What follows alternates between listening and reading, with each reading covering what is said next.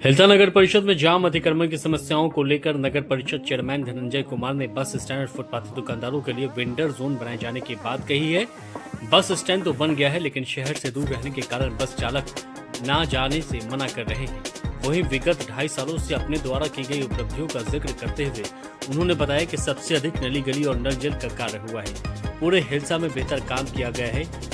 जाम की समस्या से निपटना एक बड़ी चुनौती है, जिसके लिए तैयारियां की जा रही हैं। बनने के बाद अगर 2.5 साल की अगर जिक्र किया जाए तो सबसे बड़ा काम उपलब्धि जो है आपने क्या हासिल कर लिया? सबसे ज़्यादा उपलब्धि है ये मेरे लिए कि हम लोग चेयरमैन नहीं है, कॉमन मैन के रूप में काम किए। और कॉमन मैन के रूप में काम करने का नतीजा ये है कि कोई छोटी सी बड़ी समस्या है, सीधा जनता इंटरेक्ट रहती है और कोई भी समस्या जो हम लोग को बताती है उस पर हम लोग काम करते हैं। और ऑपरेशनल ऑफिस भी हम लोगों ने खोल रखा है, मोबाइल भी हमेशा चालू रहता है। इसके साथ साथ अन्य भी और मोबाइल नंबर है जो शिकायत सुनते हैं उसको सॉर्ट आउट करने का प्रयास करते हैं। और अब तक का नगर परिषद के इतिहास में 2.5 साल में हम लोगों ने सबसे ज़्यादा विकास नली गली और पर खर्च करके लगभग 30 से 35 करोड़ और 200 से 250 योजनाओं का क्रियान्वयन किया है, जिससे जो सबसे ज़्यादा मूलभूत समस्या नली गली का जो रहता है नगर परिषद क्षेत्र में जो सबसे मुख्य काम है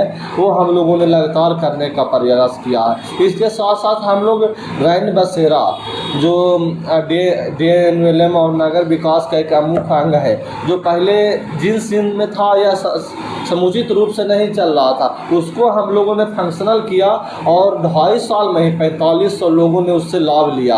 वहाँ आके रहे और व्यवस्था से खुश हैं और अच्छा से रह रहे हैं। हम लोगों ने आज तक जो नगर परिषद में नहीं हुआ, पार्क का जो सबसे ज़्यादा ज़रूरी था, ज़मीन तो नहीं है लेकिन फिर भी हम लोगों ने व्यवस्था करके लगभग दो पार्क बना चुके हैं। एक फिटनेस पार्क, एक राम बाबू में पार्क बना चुके हैं। उसके बाद और भी जगह जहाँ चिन्हित करके उसमें भी हम लोग प्रयास कर रहे हैं। प्रसिद्ध तालाब है आपके पास? हाँ, सूर्य मंदिर तालाब एक अपने आप में एक गर्मा या तो नगर परिषद हिलसा का ऐतिहासिक धरोहर है। उसमें छठ होता है, पहले का छठ और अब का छठ के बारे में जानकारी ले लिया जाए। पहले की संख्या में बहुत अधिक श्रद्धालुओं ने यहाँ आस्था जताया है और लगातार वहाँ छठ में वृद्धि हो रही है संख्या।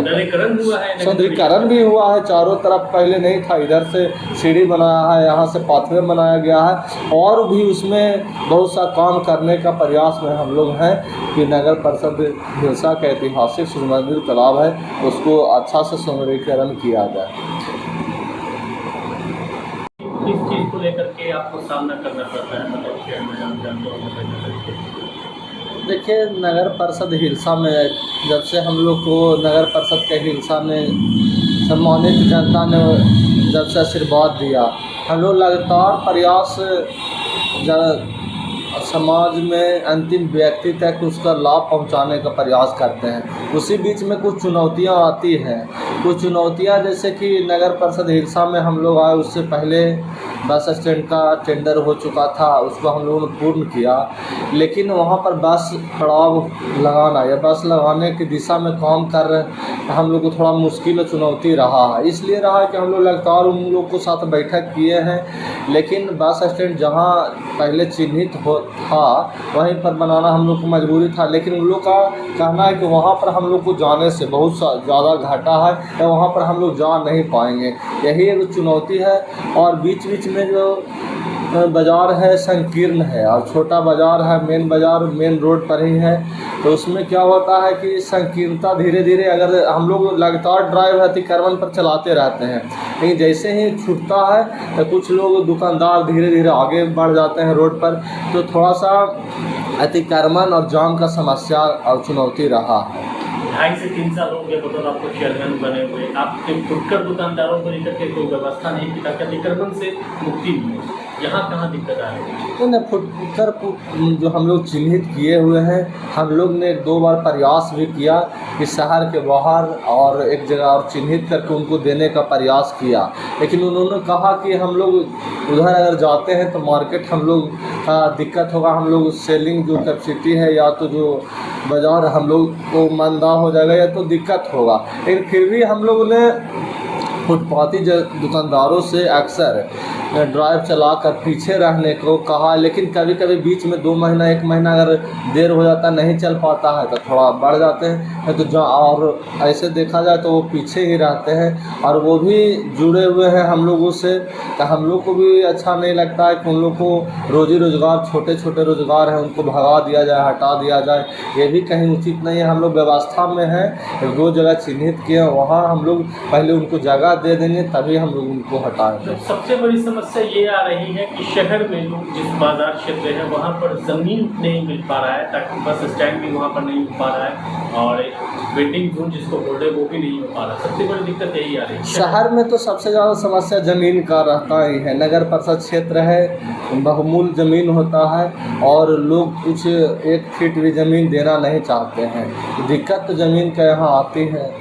हिलसा के ग्रामीण क्षेत्र में पानी आ चुका है हर जगह, तो टाउन कितना बचा हुआ है? 99% हम लोग नल जल पर काम पहले से कर चुके हैं और साथ साथ हम लोग 24/7 कभी भी इस तरह का समस्या लीकेज का, स्टार्टर का, मोटर का या पानी नहीं पहुंच रहा समस्या आता है तो हम लोग ने अभी तक आंकड़ा बता रहा हूं कि 2.5 साल में 2000 लोगों को जो अपना नल जल लेना चाहते हैं या दिक्कत है, शिकायत है, लीकेज है, हम लोग ने उसको सॉर्ट आउट करवाने का काम किया है। मतलब नीतीश कुमार के जो 7 निश्चय योजना के तहत नल जल आ रहा है उसका 100% काम। हाँ, सरकार द्वारा जो भी योजनाएं चला रहे हैं उसको हम लोग धरातल पर उतारने का सतत प्रयास करते हैं, चाहे वो आवास की योजना हो, नल जल हो या तो किसी भी या तो आजीविका हम लोग के यहाँ चलता है उससे लोन दिलवाने का हो, हम लोग इस पर लगातार काम करते रहते हैं। कार्यपालक का प्रॉपर सहयोग मिल रहा है? हाँ, उन लोग का सहयोग मिलता है, ऑफिस का सहयोग और या हम लोग को भी उनका सहयोग मिलेगा तभी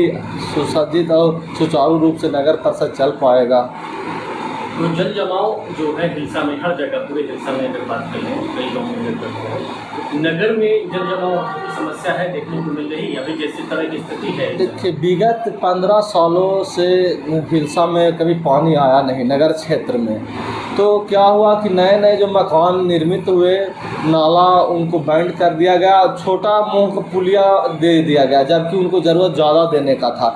लेकिन नगर परिषद क्षेत्र में पहला बार इस तरह से जल जमाव, वो भी जल जमाव हुआ है, हम लोग लगातार निरंतर प्रयास में है उसको निकालने का, इससे ज़्यादा जल जीवन या किन्हीं का कुछ ज़्यादा प्रभावित ना हो, इस पर हम लोग लगातार काम कर रहे हैं और इस पर हम लोग सफलता भी पाए हैं कि जैसे ही पानी नगर परिषद क्षेत्र में आया है हम लोग उसको बेहतर डिस्चार्ज करने का व्यवस्था में काम किए और इससे ज़्यादा जीवन नहीं प्रभावित हुआ है और आगे भी इस पर हम लोग काम कर रहे हैं। विधानसभा चुनाव नजदीक है, ऐसे में हिलसा नगर परिषद के चेयरमैन को या फिर पूरे हिलसा नगर को अपने विधायक से क्या कुछ मांग होनी चाहिए? देखिए, माननीय विधायक जी हम लोग को हमेशा मार्गदर्शन मिला है और मुख्यमंत्री समग्र विकास योजना जो विधायक जी को नगर परिषद क्षेत्र में जो योजना चयन करके देना है या लिखना है उसमें उन्होंने आधा दर्जन योजनाओं को चयन करके दिया है और सभी योजना है जो 1 करोड़ 2 करोड़ 3 करोड़ और उससे ज़्यादा का है, तो उनका भी सहयोग मिलता रहा है और लगातार हम लोग मिलजुल कर